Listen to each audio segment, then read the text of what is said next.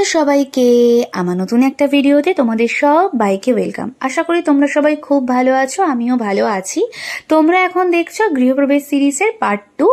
আজকে ভিডিওটা একদম শুরু করছি কাকিমার দ্বারঘট বসানোর শুভ সময় থেকেই। যেহেতু কাকিমা বাড়ির বড়, বাড়ির কর্ত্রী, তাই গৃহপ্রবেশের যে এন্ট্রান্স দরজার মুখে দ্বারঘট বসানো হবে সেটা কাকিমার হাত দিয়ে সূত্রপাত ঘটলো। এরপর দেখো আমরা সবাই মিলে মেয়েরা বসে পুজোর কাজ করছি।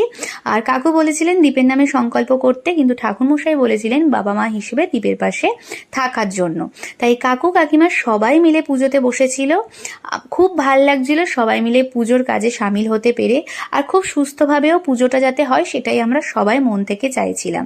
দীপ আমাকে বরাবরই বলে রেখেছিল যে পুজোর সময় যেন আমি কাকু কাকিমা আর দীপের পাশাপাশি থাকি, সমস্ত কিছুতে অংশগ্রহণ করি।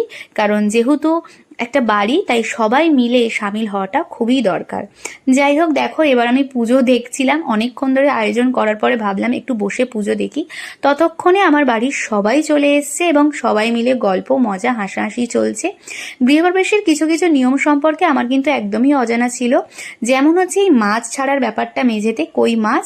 তোমরা যারা যারা জানো তারা আমাকে কিন্তু একটু কমেন্ট করে জানাতে পারো তোমরা কারা কারা এই নিয়মটা সম্পর্কে আগে থেকেই জানো। আমি জানতাম মাছ লাগে, তবে কই মাছের ব্যাপারটা আমার কাছে অজানা ছিল।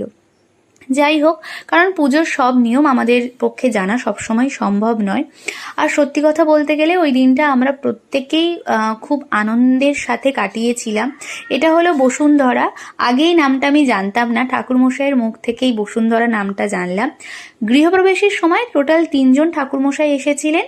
আর খুব সুন্দরভাবে নিষ্ঠার সাথে পুজো হয়েছে।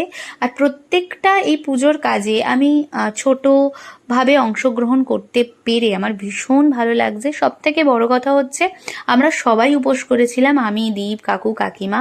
এবং এইভাবে যে সবার পাশেও থাকতে পেরে আমার বেশ ভালো লাগছিল। কারণ বাড়ি মানেই সবার কাছে একটা স্বপ্ন, সবার কাছে একটা আনন্দ। যাই হোক, এবার তোমাদেরকে দেখাবো ছাত্রা গঙ্গোত্রী অ্যাপার্টমেন্ট থেকে কিন্তু একদম গঙ্গাটা দেখা যায়। এত সুন্দর গঙ্গাটা দেখা যায়, মনে হয় 1 কাপ চা নিয়ে সারাদিনটা ওখানেই কেটে যাবে। কখনো লঞ্চ, কখনো নৌকা, এই সব কিছু কিন্তু খুব সুন্দরভাবে দেখা যায়। তোমাদের কেমন লাগছে জানিও কিন্তু। দেখা হবে নেক্সট ভিডিও।